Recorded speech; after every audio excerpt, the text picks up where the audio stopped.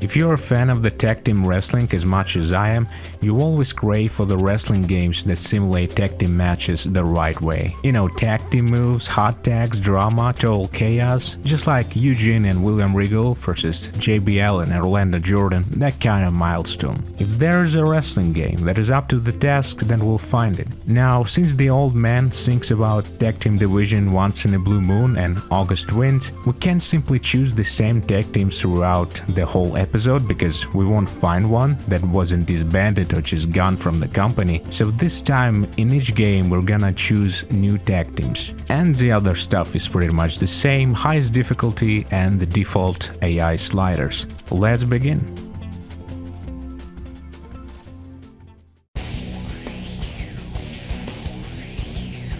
You know, I actually like this match, probably for the wrong reasons though. One of the main downsides this game has is that you can't even do tag team move, but that didn't stop Rock and Sock Connection from trying bits of teamwork. New Age Outlaws were also taunting together, which was great. At one point, Road Dogg Irish whipped The Rock into his corner, which resulted in a tag. It was a fun match, honestly, I wasn't expecting that. In the end, The Rock hit the rock bottom and People's Elbow on Road Dogg and knocked him out. The lack of tag team moves really hurt this match. Also, the same problem appears as we saw in CPU singles match, where wrestlers just spam the same move. So I would say it was somewhat average, which is still better than 2K23.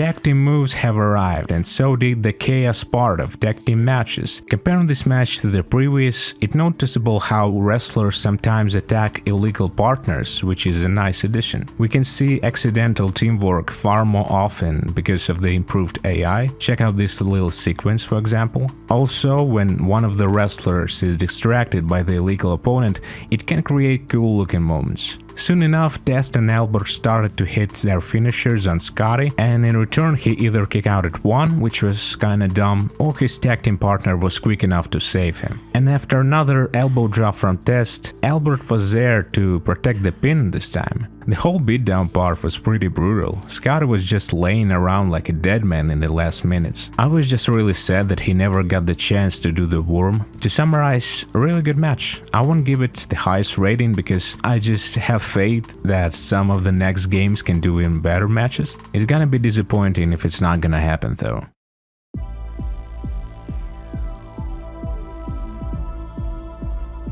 Another good tag team match in our hands. This time much less tag team interactions, but whenever Jeff Hardy and Edge were both in the ring, shit went crazy. I really enjoyed back and forth fast-paced fighting multiple times during this match. At one point, Lita did a running interference. She immediately got attacked by Matt and Jeff, especially by Matt. He was going crazy. I can't really blame her for leaving Matt after this match. But after a while she did participate in the match and she did a twist of fate on Christian. I also love seeing Jeff dancing at the ringside, that is so Jeff Hardy. Also, a weird thing that I noticed is that neither of the tag teams did corner tag team moves from the previous game. Honestly, there were no tag team moves at all in this match. At the end of the match, Jeff did a 450 splash for the win, while Edge did something stupid. I don't know how to rate this match. In ring action wise, it was noticeably weaker than SmackDown 2, so I'll say it was average.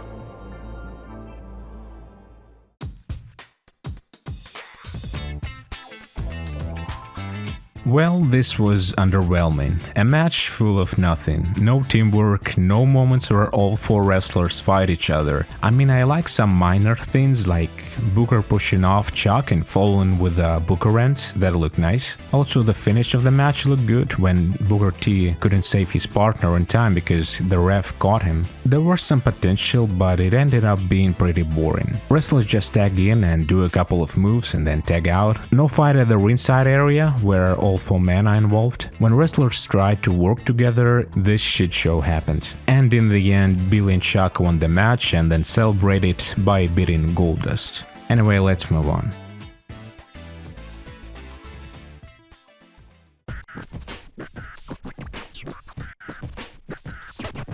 Boring ass 10 minutes tag team match. I think we can add it here.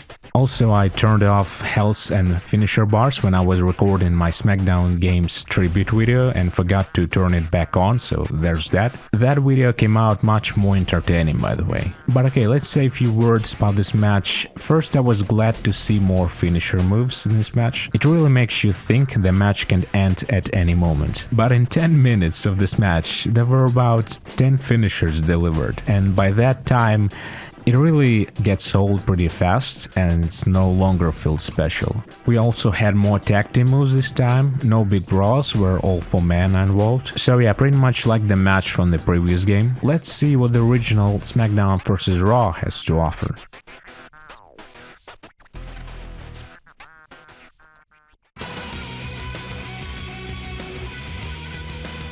I'm going to describe what happened in the last seconds of this match because it lasted only 2 minutes and 7 seconds and it is the shortest match we had so far. So Bubba Ray Dudley and Chris Benoit are the legal men here. They fight outside the ring. At some point, Edge starts fighting with Bubba while D1 fights with Benoit. It results in Chris Benoit locking D1 Dudley in a sit-out pinfall for about 25 seconds and D1 cannot for the life of him kick out because he's not the legal man. Makes sense, right? In the meantime, Bubba Ray is getting his ass kicked by Edge, and when Bubba has the chance to make it to the ring in time, he just stares into the distance and gets counted out. First we had that awful Randy Shawn match and now this. Is this game just horrible at CPU matches? I'm telling you, this is gonna be the lowest rated game again, but we may have another contender.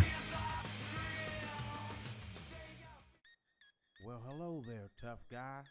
Welcome to the squared circle. So we really went from 2 minutes match to 22 minutes match. I'm not even going to try to unfold what happened in this 22 minutes because I don't really care at this point. But just to be sure that I'm right, I watched those 22 minutes and you know what I liked about this match? Chaos feel of this match. I liked it. And also some referee bumps. And the match is also quite fast-paced. So I wouldn't say it was completely horrible, but I'm not gonna recommend simulating either singles or tag team matches and SVR 06. It's way too long. The match ended with a countout once again. I'm thinking about what kind of other unforgettable match can SVR and SVR 06 bring us in the future, but as for now, SmackDown 2 holds the crown. Next time we're gonna cover the rest of the games. I have high hopes for SVR 09 since it was advertised as a great game for tag team matches, but we'll see.